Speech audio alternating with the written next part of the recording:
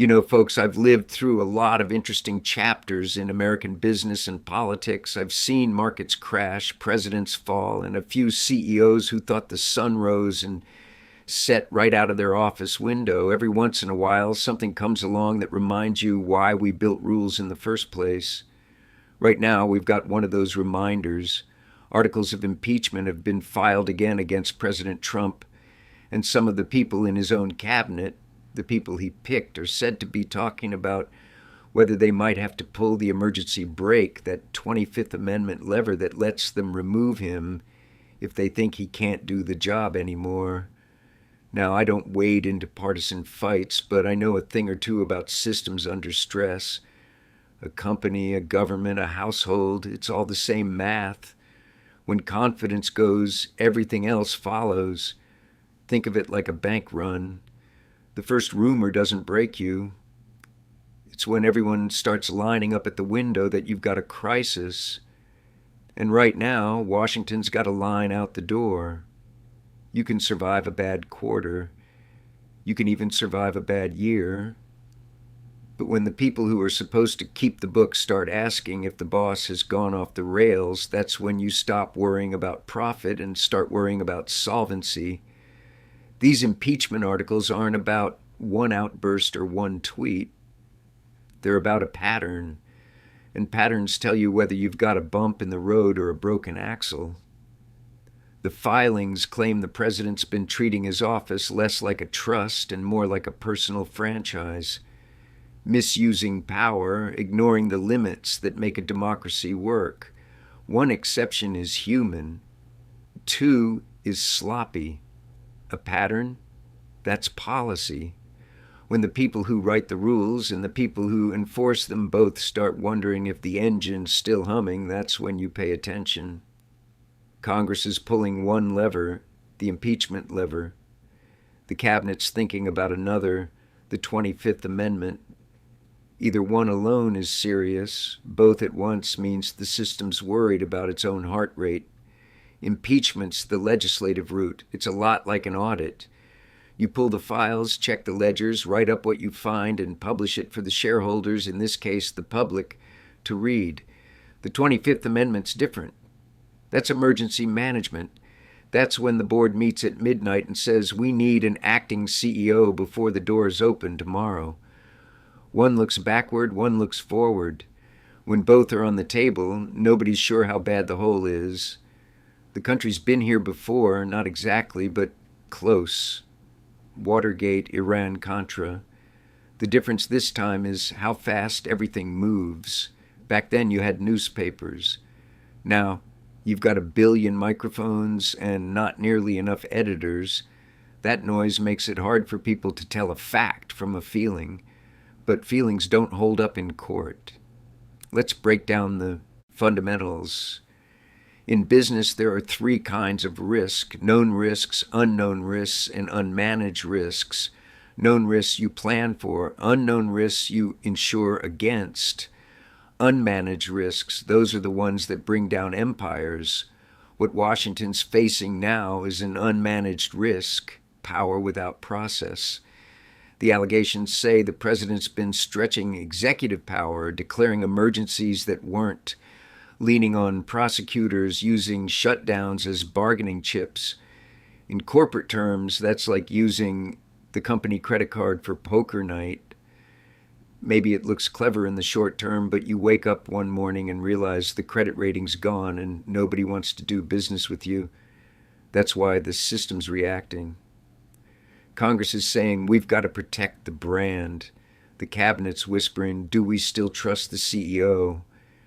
It's not personal, it's fiduciary duty. When you sit on a board, you owe loyalty to the enterprise, not the person. Some folks say it's just politics. Sure, politics plays a role, but the deeper question is integrity in management. Power's like leverage. It magnifies both strengths and weaknesses. Give leverage to someone without discipline and you don't get genius, you get disaster faster. It takes 20 years to build a reputation and 5 minutes to ruin it. That's true of companies and of countries. Our allies and markets don't price ideology, they price predictability. When government looks unpredictable, the cost of doing business goes up for everyone. The impeachment filings are detailed.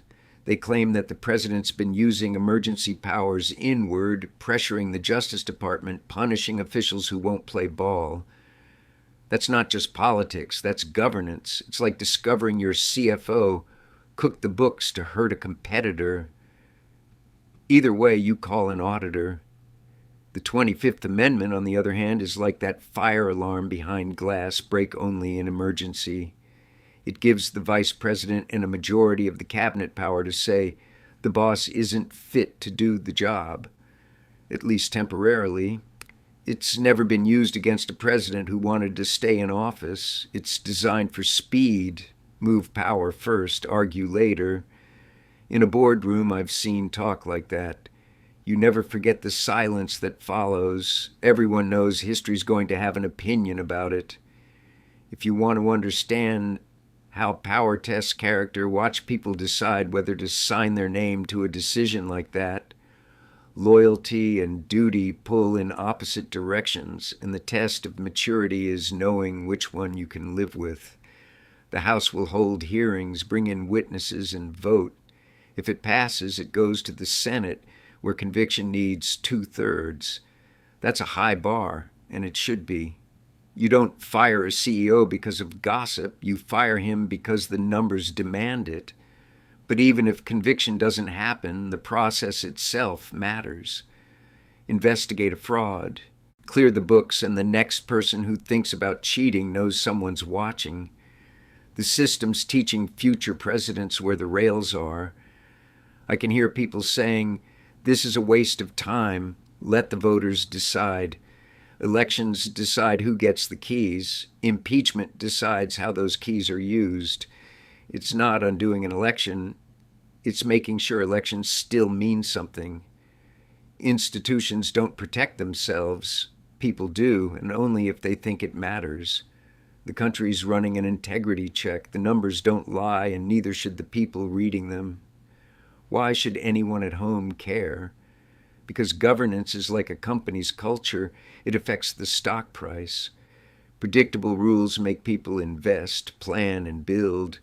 When rules depend on who yells loudest, everyone holds their breath. If you don't know who's accountable, nobody is. Accountability isn't partisan. It's a balance sheet item.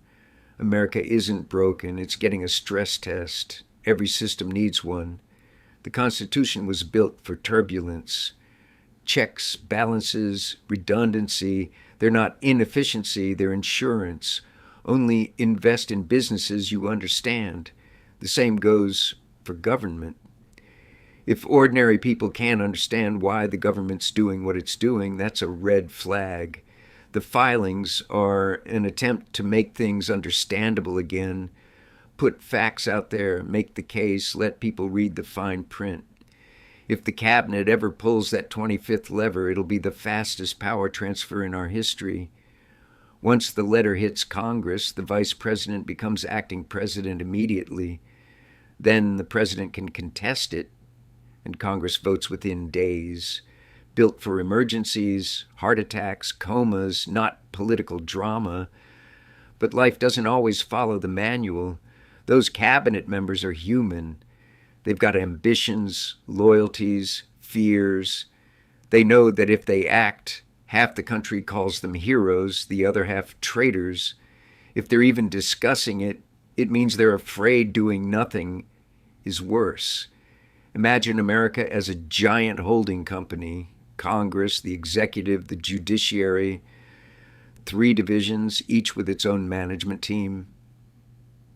If the CEO starts making decisions that put the whole firm at risk, what's the board supposed to do? Sit quietly? No, they step in.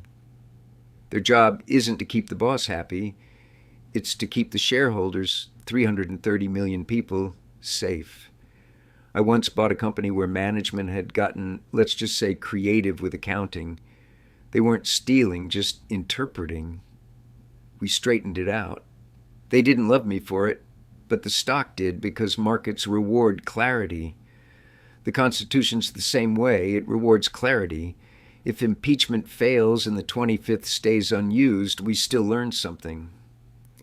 Accountability may be harder to reach than we'd like. The system will adjust. It'll tighten the screws, refine the process. Progress in governance, like business, is iterative. You fix one leak at a time. But if everyone shrugs and says, "What's the point?" We've normalized the leak. Water in the basement is never fine. It always finds its way upstairs. What keeps me up at night isn't that we might remove a president. It's that we might stop caring enough to try. Indifference is more dangerous than partisanship. Our allies aren't worried that we argue. They're worried we might stop enforcing our own rules. A country's credibility is like a company's brand. Once you lose it, it's hard to buy back. Back when I started investing, people trusted the numbers on a balance sheet. A few bad actors made everyone skeptical. That's why we have auditors and transparency. Government's no different. You need visible, verifiable checks so the world knows you're serious about honesty. Integrity is what you do when no one's watching. Accountability is what you build so someone can watch. Impeachment and the 25th Amendment aren't weapons. They're tools that keep the House standing. Some say these tools are overused. Others say they've been underused. The truth's in the middle. Overuse dulls the blade. Underuse rusts it. The trick is maintenance. Use carefully, clean afterward, store for the next emergency.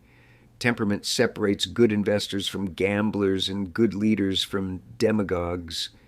It's not brilliance, it's patience. Stay calm when others lose their heads and you're ahead of the game. That's why the founders built all these speed bumps. They knew someday someone powerful would think they were bigger than the rules. They gave us process, not panic buttons. The danger isn't that we use those processes now. It's that we'd stop believing in them. Once people think rules are just suggestions, the whole market of trust collapses. If this were Berkshire Hathaway, I'd tell the managers our reputation's worth more than any quarterly gain. You can lose money for the firm and I'll understand. Lose integrity and I'll be ruthless. America can take a hit. It can't take rot. The Constitution isn't a museum piece, it's a user manual. Pull it off the shelf when something breaks. Follow the instructions. Don't skip steps because they're inconvenient. The best leaders surround themselves with people who tell them the truth. When a president or a CEO starts punishing truth-tellers, you know a fall's coming. Whistleblowers, inspectors, auditors, those are the immune system. Now, on to trust, process, and what this means going forward. One habit I've learned is to separate noise from signal. Fundamentals whisper, and right now they whisper that America's system still works. It's noisy, messy, but working. The House is auditing. The Cabinet's checking its own ledgers. You, the shareholders, get to read the reports. That's not chaos, that's accountability. When a company hits turbulence, you don't dump the stock out of fear. You study why it happened. Was it the model, the management, or just weather? If it's weather, ride it out. If it's systemic, fix it before it kills you. That's what this impeachment and 25th talk really are, a diagnosis.